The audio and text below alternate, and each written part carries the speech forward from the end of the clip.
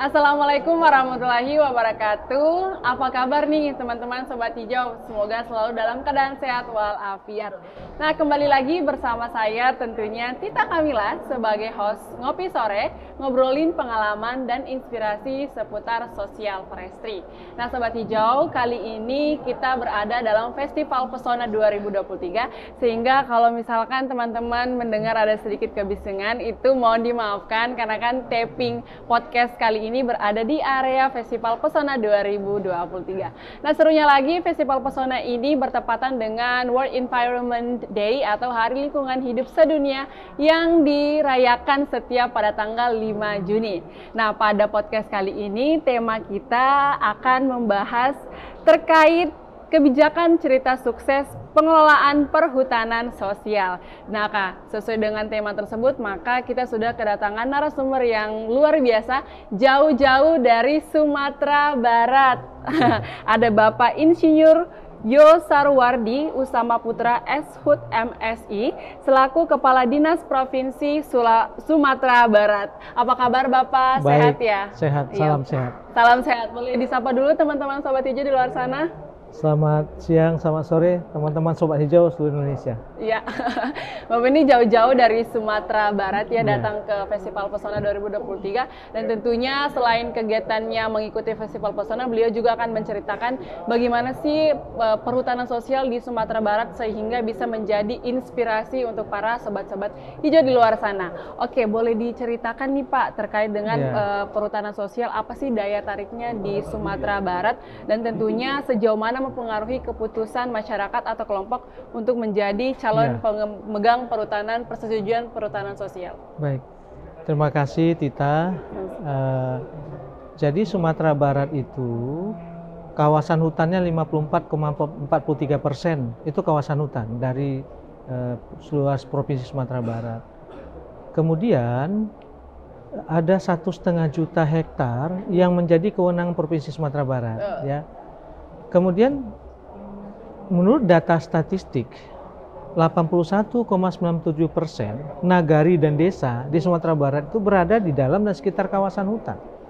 Artinya tingkat ketergantungan masyarakat terhadap hutan sangat tinggi. Iya, benar. Nah, makanya kenapa perhutanan sosial itu masif dan cukup diterima oleh di Sumatera Barat. Masyarakat Sumatera Barat, kami mengatakan kalau masyarakat sekitar kawasan hutan itu petani hutan. Nah, jadi mereka sudah dari dulu bertanam di kawasan hutan, namanya para. Bahasa Minangnya para. Para itu sama dengan kebun. Para ya. Mereka nanam jengkol, nanam buah-buahan. Jadi boleh disebut secara ilegal ya? Sebelum itu. Nah, kan mereka nggak tahu ilegal, karena dia tahunya itu hutannya milik dia, wilayah mereka. Kan? Nah, kemudian karena itu secara bernegara itu adalah kawasan hutan, tentu mereka hanya ingin hidup seperti tadi. Kemudian sudah di sana terus menerus. Nah, oleh karena itu dengan perhutanan sosial ini nyambung. Dengan kita berikan hak akses perhutanan sosial ini mereka menjadi diakui keberadaannya dan merasa aman. Itu makanya penting perhutanan sosial di Sumatera Barat. Karena ternyata ternyata luas banget ya Pak, 54%. Iya, lebih luas daripada mungkin jumlah ininya ya, jumlah area penduduknya tinggal, lebih luas hutannya. Nah, ini menjadi panggilan kali ya dari pemerintah provinsi melihat potensi ini bahwa masyarakat itu banyak sekali yang tinggal di area hutannya, sehingga ya daripada mereka mengelola begitu saja secara bebas, mending kita lindungi kan. Benar. Coba kalau mereka bergantung kepada kawasan hutan, kalau tidak kita advokasi, tidak kita berdayakan, apa jadinya hutan kita? Ya kan? Makanya kita berdayakan, kita advokasi, ikut ketentuan yang dibuat oleh kita. Karena tujuan dari perhutanan sosial ini tidak hanya mementingkan secara ekonomis saja Pak, tapi juga bagaimana melestarikan hutan. Karena tagline dari perhutanan sosial adalah masyarakat sejahtera, hutan lestari. Jadi ketika diberikan akses legalitas, tidak hanya sekedar diberikan begitu saja, tetapi didampingi entah itu bagaimana cara menjual produknya, bagaimana caranya mengelola hutan, kemudian gotong royong kerjasama juga ya kan Pak? Iya betul. Jadi masyarakat Minangkabau, Sumatera Barat itu sudah bertradisinya gotong royong. Makanya ada filosofinya sacio mbak ayam, sadanciang mbak basi. Artinya? Ya, suaranya harus sama. Ya kan? Kemudian juga ke bukit sama mendaki, ke lurah sama menurun. Artinya seiring sejalan. Begitulah. Sehingga ketika misalnya tokoh-tokoh adatnya, tokoh masyarakatnya memilih jalan perhutanan sosial itu untuk mengakomodir keterlanjuran mereka mengelola hutan, itu menjadi semuanya ikut. Justru dikasih ini ya, tidak dibiarkan begitu saja ya, tidak dilepas begitu saja. Nah, kalau dari pemerintah Provinsi Sumatera Barat sendiri sih, bagaimana caranya mendorong percepatan perhutanan sosial? Baik, nah Sumatera Barat, khususnya di RPJMD 2021-2026 ini, sudah memasukkan perhutanan sosial sebagai salah satu program. Nah, sehingga karena merasa penting ya, penting bagi masyarakat kita, penting bagi daerah, penting bagi nasional. Sumatera Barat kan sebagai perwakilan pemerintah pusat di daerah, jadi kita harus support juga kementerian. Nah, apa yang kami lakukan selain masuk di RPJMD, kemudian juga di Dinas Kehutanan ini menjadi sasaran strategis bagi kami. Perhutanan sosial tidak saja hak aksesnya tapi juga pengembang usahanya. Kemudian juga perhutanan sosial ini dijadikan program unggulan pemerintah Sumatera Barat. Wow, keren ya. Ini bisa menjadi contoh nih di provinsi lainnya. Kalau udah program unggulan tentu harus kita support dengan pembiayaan, pendampingan, advokasi, dan sebagainya. Berarti memang kayaknya karena sudah masuk program unggulan, berarti perhutanan sosial ini di Sumatera Barat sudah sangat sukses ya Pak? Ya, alhamdulillah ya. Saya juga ini mempunyai mendengarkan informasi bahwa Sumatera Barat sudah mempunyai peraturan gubernur nomor 52 tahun 2008 tentang fasilitasi perhutanan sosial. Nah, kalau dari pembuatan regulasi tersebut, bagaimana sih sejauh mana masyarakat memiliki potensi sebagai calon pemegang persetujuan dalam menyusun regulasi tersebut? Ya, jadi waktu lahirnya peraturan gubernur nomor 52 tahun 2018 itu tentang fasilitasi perhutanan sosial ini, saat itu kan ada transisi antara penyerahan kewenangan waktu itu dari ke daerah, ya, bahwasanya kehutanan itu beralih ke provinsi, sesuai dengan Undang-Undang 23 tahun 2014 tentang pemerintahan daerah. Ada kekosongan, siapa yang ngurus ini? Pusat belum bisa menjangkau daerah, daerah juga kabupaten nggak bisa ngurusin karena tidak kewenangan lagi. Makanya dengan peraturan gubernur nomor 52 tahun 2018, pemerintah provinsi dengan dinas kehutanan itu bisa melakukan pendampingan, terus pengurusan ya terhadap perhutanan sosial ini. Juga di Pergub 52 itu itu juga ada 13 OPD, dinas dan badan itu ikut di dalam melakukan pendampingan dan ikut serta pengembangan usaha di sana. Juga kementerian lembaga, akademisi, kemudian perbankan juga bisa, termasuk NGO. Sudah mensupport juga? Iya, jangan yang dipayungi dengan Pergub 52 tahun 2018. Nah, jadi begitu kami cepatlah bereaksi, jangan sampai masyarakat kita itu kehilangan arah, kehilangan kendali. Iya, benar. Nah, itu. Kalau dari kebijakan setelah ada regulasi tersebut, kalau dari pemerintahnya sendiri bagaimana caranya agar program ini terus berjalan dan tidak lepas? Bagaimana caranya bahwa sampai ke depannya kan ini ada regenerasi nih Pak, dan semuanya entah itu dari para pemangku kepentingan, kemudian dari pembuatan regulasi dalam hal ini pemerintah, kemudian masyarakatnya yang mungkin udah tua harus ada regenerasi. Nah, cara pemerintahnya gimana nih supaya perhutanan sosial tetap bertahan di Sumatera Barat? Jadi dinas kehutanan kan di provinsi ya, kemudian kan ada UPT-nya, unit pelaksana dinas KPH, Kesatuan Pengelola Hutan Lindung dan Hutan Produksi. Kami punya 11 unit KPH. Inilah yang di tingkat tapak sebagai operator mengayomi perhutanan sosial. Di sana ada penyuluh kehutanan, ada pendamping perhutanan sosial. Inilah yang memastikan bahwasannya mulai dari penyiapan permohonan, pendampingan sampai diusulkan. juga nanti pengembangan usaha mereka. Nah, kalau masyarakat didampingi, biasanya mereka care ya, dan ingin terus berkomunikasi untuk keberlanjutannya. Kalau tidak ada pendampingan, maka khawatir kita tidak berlanjut mereka. Jadi pendamping ada di sana. Pendamping ada di setiap daerah ya, dan udah ada 11 di Sumatera Barat. Nah, kalau dari segi ekonominya sendiri, ada nggak Pak program khusus untuk pemberdayaan masyarakatnya itu untuk meningkatkan produktivitas masyarakat SDM-nya dan juga tentunya untuk meningkatkan pendapatan mereka dari segi ekonomi dari perhutanan sosial? Baik Tita, saya jelaskan sedikit ya. Sumatera Barat tadi kan 1,5 juta hektar ya, hutannya yang dikelola oleh provinsi. 500.000 hektar itu sudah diprogramkan untuk diserahkan pengelolaan kepada masyarakat dalam bentuk perhutanan sosial. Sepertiga loh. Ini kebijakan luar biasa kan? Kemudian yang kedua, capaian kita sudah 283.000 hektar. 283.000 hektar. Dengan 205 kelompok perhutanan sosial. Wow. Dan masyarakat yang sudah terfasilitasi sebanyak 175.000 KK, ya kan? Banyak sekali. Coba jadi kita berbangga sebagai orang kehutanan ya, Rimbawan ini, kalau 175.000 KK sudah terbantu. Kali kalau dia ayah ibu anak nih, ayah ibu anak kali 4 deh, 175.000 kali 4 itu kan kurang lebih berapa ya? 800 ya? 800.000 orang. Nah itu kalau sudah 12%, sejuta ya. 12% penduduk Sumatera Barat. Itu. Nah kami tidak cukup dengan akses saja, tapi harus ekonominya. Karena tujuan tagline tadi masyarakat sejahtera.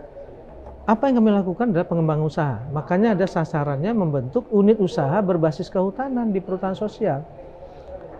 Di setiap tahun kami memberikan support atau dukungan alat ekonomi produktif.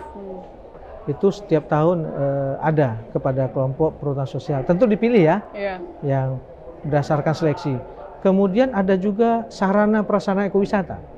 Kalau potensinya ekowisata, itu kita support. Ada seperti glamping, camping, kemudian ATV, flying fox, atau trekking dan sebagainya.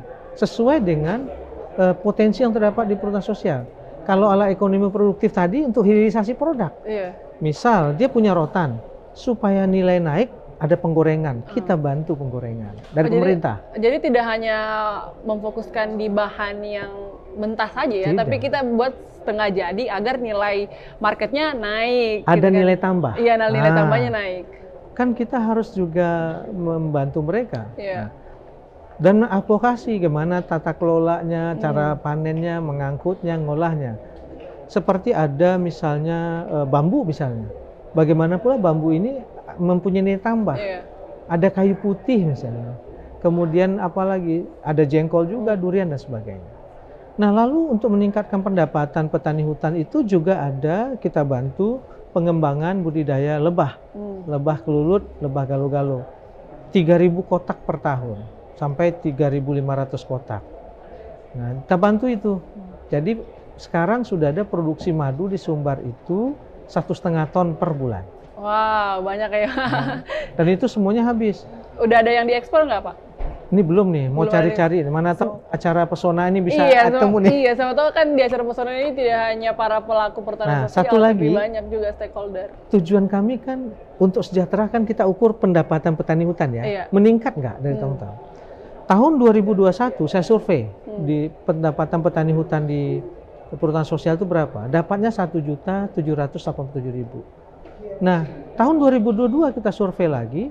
Surveinya bukan kaleng-kaleng, survei yang disupervisi oleh Badan Pusat Statistik Sumatera Barat. Resmi ya Pak? Resmi, dikasih rekomendasi dan disupervisi oleh salah satu statistik media ya, ahli media, Dr.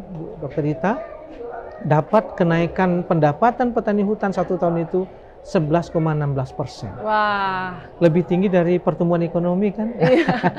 Ya minimal sejahtera untuk diri sendiri dulu ya Pak, gitu. karena kan dari diri sendiri bisa mungkin menyekolahkan anaknya. Yang paling penting adalah ibu-ibu nih yang biasa kan di rumah cuma mengurus suami dan anak, tapi biasa di perhutanan sosial itu kolaborasi partner antara suami istri. Suaminya ke kebun, terus istrinya di rumah untuk mengelola hasil perhutanan sosial. Kayak kemarin saya Pak ke Bulukumba di Sulawesi Selatan. Menariknya ada satu kelompok 12 pasang suami istri. Jadi mereka itu kerjasama suami istri. Jadi ada satu rumah tempat mereka kumpul. Jadi suaminya mereka ke hutan, terus mereka mengelola hasil hutan itu untuk dijadikan setengah jadi ataupun jadi bahan yang langsung bisa dikonsumsi. Dan bahkan udah diekspor ke luar negeri. Itu hasil nyata dari perhutanan sosial yang tidak hanya mementingkan ekonomi, tapi juga ekologi dan tentunya sosial. Karena kan memang kerjasama yang paling penting. Gotong royong kan sudah menjadi budaya dari Indonesia itu sendiri. Betul. Nah kalau dari milenialnya sendiri nih Pak, ada nggak kolaborasi bersama dengan anak muda? Apalagi kan anak muda ini powernya sangat kuat ya. Nah kita Sumatera Barat itu ya kan dari hasil survei itu 22% itu adalah milenial. Ya, umur 24 sampai 39 tahun. Dari hasil survei tadi. Dan memang benar kolaborasi antara tua dan muda ini terjadi di beberapa kelompok. Sebut saja misal Taram tadi Yahdi. Itu ada 75 anak muda, tapi ada juga tua-tua membackup mereka. Nah kemudian juga ada di Pasaman, Rau, itu ada 40 anak muda. Solok Rajo dengan kopinya dan wisatanya, itu juga ada 40 anak muda. Tapi masyarakatnya 550 orang anggota kelompoknya. Tapi yang anak muda yang menjadi drill, yang menggerakkan urusnya. Nah, itu yang Solok Rajo itu, anak muda itu sekarang kopinya udah ekspor. Udah ekspor dan 3 bulan yang lalu kopi Solok Rajo ini agroforestry kan ya Pak? Agroforestry. Sudah hadir di Bandara Internasional Minangkabau, Sumatera Barat. Wah keren. Anak Sumatera ini emang keren ya. Jadi memang luar biasa, milenial lah. Wong Kito ya kalau Orang Awak. Orang Awak beda. Kalau Wong Kito dari mana? Palembang. Sumatera Selatan. Iya benar, sorry. Aduh salah nih. Kalau Sumatera Barat nasi Padang berarti ya? Iya. Ya kan Padang. Luar biasa sekali ya pemirsa. Banyak sekali informasi yang menarik nih dari pemerintah Provinsi Sumatera Barat. Bagaimana di sana pemerintahnya sangat peka terhadap masyarakat yang tinggal di daerah sekitar hutan. Nah kalau dari instansi atau lembaga tersendiri ada support khusus nggak untuk dari mereka itu? Dari lembaga mana? Dari apapun itu kan kalau di perhutanan sosial itu tidak hanya berkolaborasi dengan anak muda dalam pemerintahnya saja, tapi banyak sekali stakeholder yang membantu. Benar. Karena urusan perhutanan sosial ini kan bukan urusan kehutanan sendiri. Benar, tapi urusan bersama. Urusan bersama. Ya kan? Jadi kami merangkul swasta, ya, merangkul akademisi, merangkul perbankan, juga merangkul NGO, ya, juga masyarakat adat, nenek mama. Dengan perusahaan ada satu melalui PT Semen Padang, ya, itu melakukan pembinaan terhadap pengembangan kopi Banca. Itu juga sudah untuk setiap bulan produknya itu sudah ada off-takernya. Jadi nggak bisa beli lagi kita di sana. Udah ada yang ini ya, kayak udah ada yang punya bahwa mungkin setiap bulan harus store kayak gini, store kayak gini. Nah, begitu juga yang lain sudah ada. Jadi, nah yang menarik seperti madu, kebijakan gubernur apa? Setiap pegawai pemerintah Provinsi Sumatera Barat wajib minum madu 350 gram setiap bulan. Terus madunya harus dari perhutanan sosial. Wah, saya fans sekali sama gubernurnya, ini keren banget karena kan beliau sangat memperhatikan ya potensi-potensi lokal gitu. Ngapain kita mau pakai produk-produk dari luar, tapi itu ternyata produk dari kita yang harus kita banggakan sendiri. Dan Pak Gubernurnya minum madu. Habis itu juga minum madu. Harus ya, wajib ya. Jadi semua pemerintah di sana harus mengkonsumsi Jadi begitu. madu. Jadi gitu. Akademisi juga. Kami kerjasama dengan Universitas Andalas, kami kerjasama dengan UNP, Universitas Negeri Padang, kerjasama dengan Fakultas Kehutanan Muhammad Barat. Banyak sekali perguruan tinggi dan kami kerjasama. Nah kemudian dengan perbankan juga demikian. Membantu ya. Membantu. Juga NGO juga, kawan masyarakat sipil. Kami sering ngumpul di dalam POKJA, Kelompok Kerja Percepatan Perhutanan Sosial Sumatera Barat. Oh, ada juga POKJA. Oh, ada. Aduh, keren sekali ya, benar-benar harus menjadi contoh nih ya para pelaku perhutanan sosial, apalagi pemerintah-pemerintah di provinsi lain. Ya luar biasa sekali ya para Sobat Hijau informasinya. Ada nggak sih Pak sebelum ditutup podcast kita kali ini informasi atau motivasi yang mau disampaikan kepada Sobat Hijau di luar sana? Ya, saya karena atau pengen mengajak mereka datang ke Sumatera Barat, saya pun juga pengen diajak nih ke Sumatera Barat. Memang kami berterima kasih ya dengan kebijakan Ibu Menteri, kebijakan Pak Presiden terhadap perusahaan sosial ini. Memang ini kita hadir di Tapak. Masyarakat itu memang kehadiran kita itu terasa di ada pemerintah. Sesuai dengan arahan Presiden kan membangun dari hulu ke hilir. Iya. Pemerataan semuanya. Mulai dari Tapak membangun. Jadi itu. Pertama terima kasih atas nama Pemerintah Provinsi Sumatera Barat, tentu terima kasih kepada Pak Presiden dan Ibu Menteri beserta jajaran. Melalui program perhutanan sosial ini, memang bagi kita Sumatera Barat itu baik. Dan masyarakat kita berlomba sekarang. Karena kenapa? Hak ulayatnya itu rata-rata hutan lindung. Ya, pantasan banyak para PKPS tim-tim ke Sumatera ya, ternyata berlomba-lomba. Jadi karena dia ulayatnya hutan lindung, dengan adanya perhutanan sosial dilegalisasi lah. Ulayat hilang ulayatnya itu. Jadi ini adalah menyelesaikan konflik tenurial di Sumatera Barat. Yang kedua adalah melalui perhutanan sosial ini kita bisa mensupport, membantu mengembangkan usaha mereka. Duduk sama rendah, tegak sama tinggi dengan bidang lain.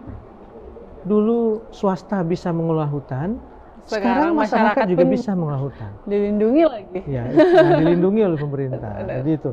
Yang terakhir tentu jangan lupa datanglah ke perhutanan sosial berwisata, makan di sana, menginap di sana. Lalu belilah produknya. Benar. Itu tandanya kita cinta bangsa Indonesia. Saya kira itu saja. Ya, dan yang terakhir jangan lupa posting ya, memperkenalkan sosial media. Kita punya power di sosial media untuk memperkenalkan ke seluruh masyarakat luas bahwa ada potensi perhutanan sosial yang keren-keren. Luar biasa sekali. Terima kasih banyak Pak atas waktunya. Semoga tidak bosan-bosan datang dan ngobrol di podcast Ngopi Sore. Dan untuk teman-teman Sobat Hijau di luar sana, terima kasih banyak sudah stay tune dan mendengarkan podcast kali ini. Semoga informasi yang diberikan bisa bermanfaat untuk teman-teman, dan tentunya siapa tahu teman-teman ke Provinsi Sumatera Barat boleh dong jalan-jalan ke perhutanan sosial. Oke, terima kasih. Wassalamualaikum warahmatullahi wabarakatuh. Waalaikumsalam.